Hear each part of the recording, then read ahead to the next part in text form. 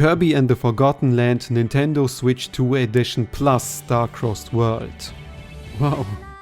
That title is longer than Star Allies. Good luck fitting that into a YouTube title. It was long rumored that a few select Switch games would receive upgraded versions in some capacity on Switch 2, especially the ones that either sold the best or could be considered prime examples. However, I think no one expected a technologically enhanced version of Forgotten Land, paired with what looks to be a substantial expansion. A new story, music, levels, enemies and mouthful modes. What? Just 2 weeks ago we were still coping with Planet Nobobot HD and bracing for Triple Dehu to become irrelevant. Guess I have to put all those corresponding scripts on hold. No other Switch 2 edition so far seems nearly as ambitious in its scope to port the original title to the next generation, which makes it all the more surprising that Kirby is the one blessed with this treatment. Mario Party now allows Zoom meetings, Zelda gets Google Maps, Metroid was clearly developed with the Switch 2 in mind, and Pokémon will be playable.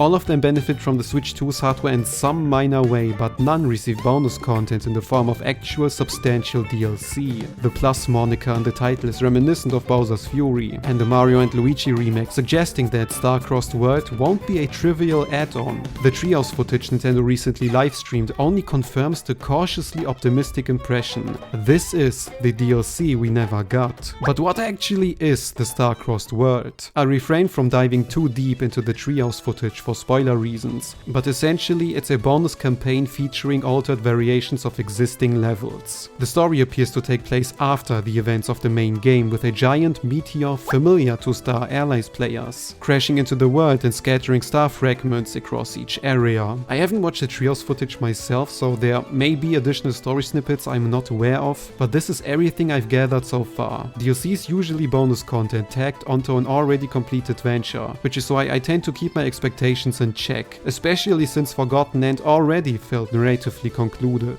However, what I really enjoy about Star-Crossed World's setup is how alien it feels. Forgotten Land took a more grounded approach with its environments and character designs, deliberately contrasting Kirby's usual whimsy with a new, abandoned, almost realistic tone. The focus on animalistic characters and the absence of floating arms showed how much intention went into the game's atmosphere and character impressions. With Star-Crossed World, though, the creators seem to have taken a hard U-turn, merging Forgotten Land's naturalistic setting with an extraterrestrial force from outer space. The visual stunning contrast of blue and gold aside, it's the perfect premise to spark interest from both longtime fans and newcomers. Veterans are already speculating about a possible connection to the Jamba Heart and where exactly this meteor came from. Those little guys we saw at the end of the trailer seems to act as the new Waddle Dees, presumably needing to be rescued so they can return to space. We even got a quick glimpse of the updated level selection screen, which now shows a new island next to World 1. I guess we need to collect enough of these star creatures to unlock the ending, but it's also very possible that each world will have its own unique new area to explore. The new enemy design fits perfectly into Kirby's world, floating arms, chunky body, the whole deal. Mini-bosses also seem to have been altered, though I'm still unsure about the main bosses. Obviously I would love to see either crystallized versions of existing bosses or entirely new ones, but like I said earlier, I try to keep my expectations in check when it comes to expansions. That said, a new final boss wouldn't be out of the question, especially considering how surprisingly ambitious Margolor's epilogue was. Still, anything beyond what we've already seen would be a pure bonus, and honestly almost too good to be true. The real star and main selling point are the bonus levels. It's still unclear how many existing ones will be changed for a different experience, but going by the few glimpses I have seen from the Treehouse footage and watching the trailer an ungodly amount of times, there should be at least 2 per world, including the tutorial level. And we also get a pretty accurate impression of how much of the courses are going to change. Often it seems like you're entering the starting area, only to deviate into a completely new territory previously only seen in backgrounds. The giant tower from the introductory scene at the beginning will be now climbed with the help of those crystals, opening the path and guiding the player to unexplored corners. It's basically a visual waypoint, an unsubtle but effective marker to show how different a level is this time around, while perfectly highlighting the shift. It actually actually reminds me of Yooka-Laylee and the Impossible Lair, where you replay levels with noticeably altered environments and design. The Forgotten Land wasn't an open world game, but it often created the illusion of openness by pulling the camera back for a wide, scenic shot, only to funnel the player down a predetermined path. Now, by finally letting us explore those previously unreachable areas, the game taps into that nostalgic feeling from back in the day, when you would constantly try to reach some intriguing spots only to be blocked by invisible walls. This time, though, we can enter them. I've always loved when games expand themselves in a way that feels like an ambitious fan mod,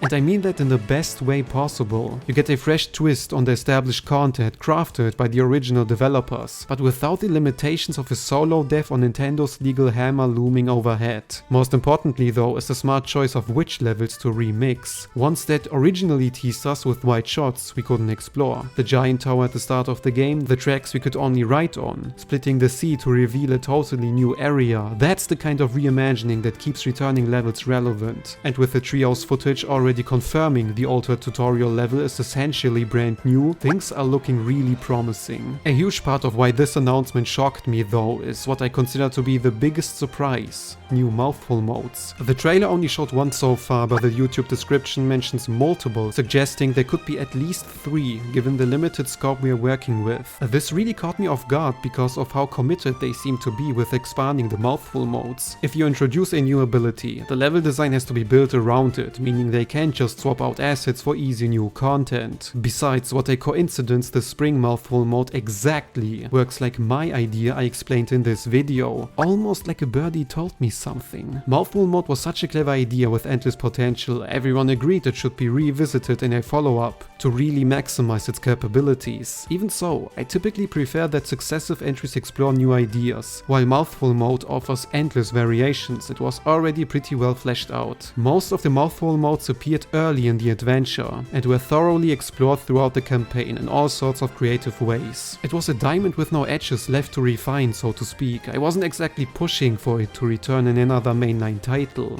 DLC, however, seemed like a natural opportunity to revisit the idea, but we never got it until now. And honestly, I'm thrilled to see it coming back in this new form. One final improvement I have to mention is the enhanced performance and resolution. It might not sound like a big deal to players who haven't finished the Forgotten Land yet, but the upgrade from 30 FPS to 60 FPS is going to eliminate one of the original's few flaws and make the game much more enjoyable overall. Typically, if a game offers a staple 30 frames per second, I'm generally satisfied as long as it remains consistent. In Forgotten Land, background objects such as items and enemies tend to lag in order to make the foreground elements appear smooth, I suppose. That wouldn't be a problem if it weren't for the game consistently positioning the camera in a way that highlights the whole scenery, muddying the otherwise outstanding visuals with sloppy slideshows in the background. It wasn't a deal breaker, but one of the few cheap ways to hyperbolically downplay Forgotten Land's quality beyond subjective factors. I think we all underestimate how much better the gameplay is going to flow. Ultimately, this is also why I wonder what made them decide to give the Forgotten Land a little more longevity. Not that I'm complaining, after all it's the best-selling Kirby entry so far and of excellent quality. But also 3 years old. Air Riders perfectly dusts off the 2-year break and the next mainline title is surely reaching its finishing touches. What I'm trying to say is, the Forgotten Land plus Star-Crossed World wasn't necessary. No one was either waiting for or expecting the Forgotten Land to be updated in such a major way, and it feels purely like a gift for fans. The refined resolution and jump to 60 FPS would have been more than enough, given how the performance and choppy elements in the backgrounds were one of the only major complaints in an otherwise impeccable experience. The Switch 2 edition is going beyond expectations, and that is the most essential thing we need to know looking forward to the future of the series. Time will tell if the unholy price tag justifies the end result, but for now, Kirby's kickoff into the next generation promises to be an exciting one. Let me know what you're more hyped about, Star-Crossed World or Air Riders, since I have a hard time telling which announcement people enjoyed more. Additional trailers are sure to come over the following weeks, and it's nice to lastly see Kirby finding his way into the forefront again.